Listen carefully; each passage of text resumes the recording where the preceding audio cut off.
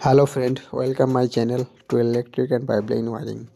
এখন আমি একটা আন্ডারগ্রাউন্ড পাইপলাইন ওয়ারিং করে দেখাবো, ইলেকট্রিক আন্ডারগ্রাউন্ড পাইপলাইন ওয়ারিং করে দেখাবো। তো এটিকে ওয়াল কাটিং করে, পাইপ ফিটিং করে, বোর্ড ফিটিং করে পুরো ভিডিওটি দেখানো হয়েছে। পুরো সম্পূর্ণ কাজটি, ফিটিং কাজটি করে দেখানো হয়েছে। তো ভিডিওটি স্কিপ না করে পুরো দেখুন।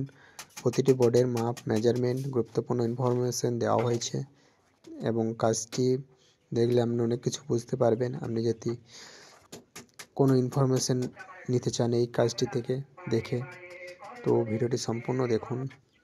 ভালো লাগলে একটা লাইক করে দিবেন এবং চ্যানেলটি সাবস্ক্রাইব করে দিবেন। তো মেন ভিডিওতে যাওয়া যাক। প্রথমেই আমরা ওয়াল কাটিংটি করে নিয়েছি। ওয়াল কাটিংয়ের ভিডিওটা দেওয়া হয়নি, দিলে ভিডিওটি লং হয়ে যেত, সেই জন্য। তো কাটিং করে নিয়ে প্রতিটি বোর্ডে কাটিং করে নিয়ে ছাড়িয়ে নেওয়া হয়েছে, মেশিন দ্বারা ছাড়িয়ে নেওয়া হয়েছে। প্রতিটি বোর্ড কাটিং করে একদম ছাড়িয়ে নেওয়া হয়েছে। এখানে এটা হচ্ছে দোকান ঘরের রুম এবং এটা হচ্ছে একটা রুম। এখানে এটা হচ্ছে বেড সুইচের পয়েন্ট এবং ঠিক তার ওপরেই দেখতে পাচ্ছেন লাইন নামছে একটা টিউবলাইট এবং এদিকে একটা বাল্বের পয়েন্ট হবে। আর এখান থেকে একটা বোর্ড নামবে, আর এটা হচ্ছে মেন বোর্ড। তো এখন কাজটি করে ফিটিং করে দেখানো হচ্ছে। তো ভিডিওটি দেখুন।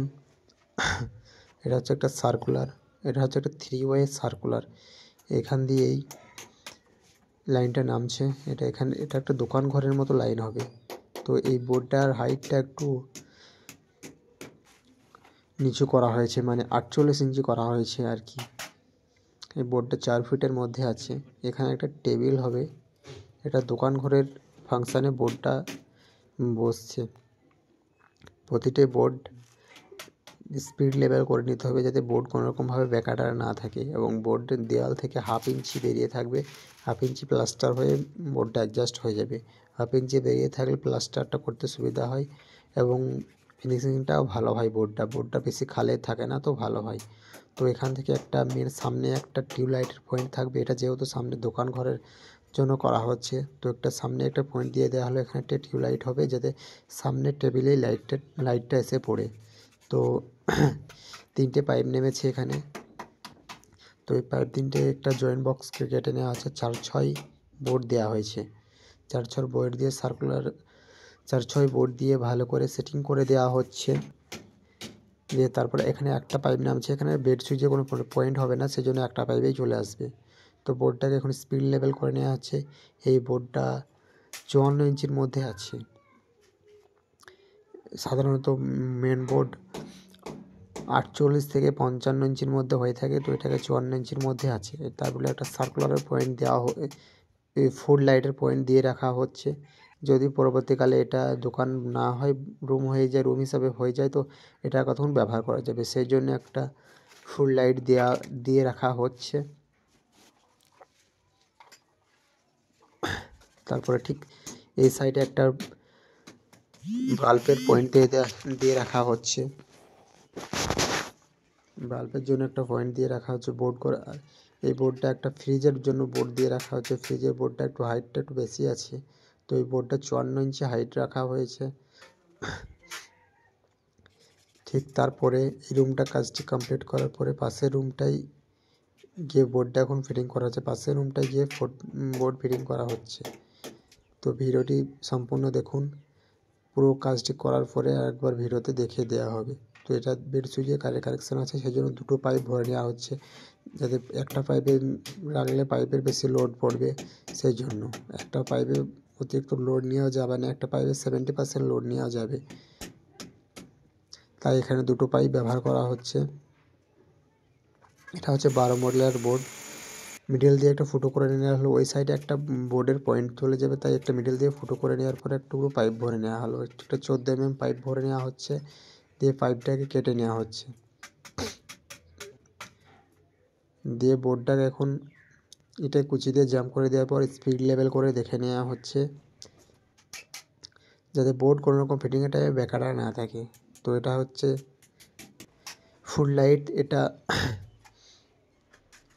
9-10 ইঞ্চির মধ্যে, 10 থেকে 12 ইঞ্চির মধ্যে হয়ে থাকে। 10 থেকে 12 ইঞ্চির মধ্যে হয়ে থাকে এই লাইটটি। তো দেখতে পাচ্ছেন এই মেন বোর্ডটা ফিটিং করা হয়ে গেছে।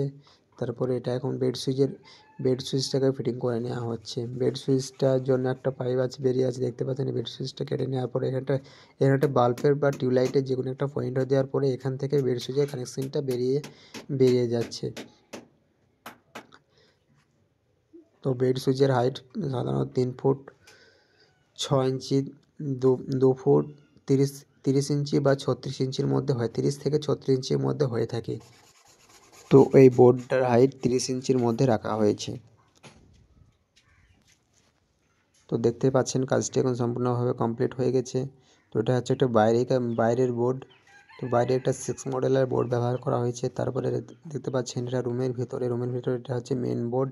এটা দোকান ঘরে হবে, সেই জন্য এটা এক সাইডে রাখা হয়েছে, মানে টেবিলটা যেখানে রাখবে ঠিক সেই জায়গাটা রাখা হয়েছে।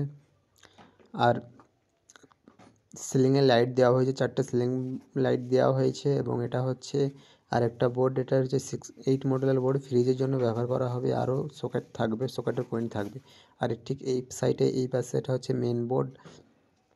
এটা মেন বোর্ডটা দেওয়ার কারণ হচ্ছে যদি কোনো এটা দোকান না হয় তো রুম হিসাবে ব্যবহার করা যাবে পরবর্তীকালে, সেই জন্য মেন বোর্ডটা দেওয়া হয়েছে। ঠিক এখন এই কাজটি, রুমের কাজটি সম্পূর্ণ কমপ্লিট। তারপরে ঠিক পাশের রুমেই দেখতে পাচ্ছেন এই কাজটি কমপ্লিট করা হয়েছে একই প্রসেসে, একইভাবে। এটা হচ্ছে রুমের জন্য, তাই এটা এখানে 2টো পাইপ নেমেছে। এটা বেড সুইচের জন্য, বেড সুইচ হবে, তো সেই জন্য এখানে 2টো পাইপ নেমেছে। মেন বোর্ডে বেশি তার থাকবে, তো সেই জন্য। ঠিক এই সাইডেও একটা বোর্ড দেখতে পাচ্ছেন।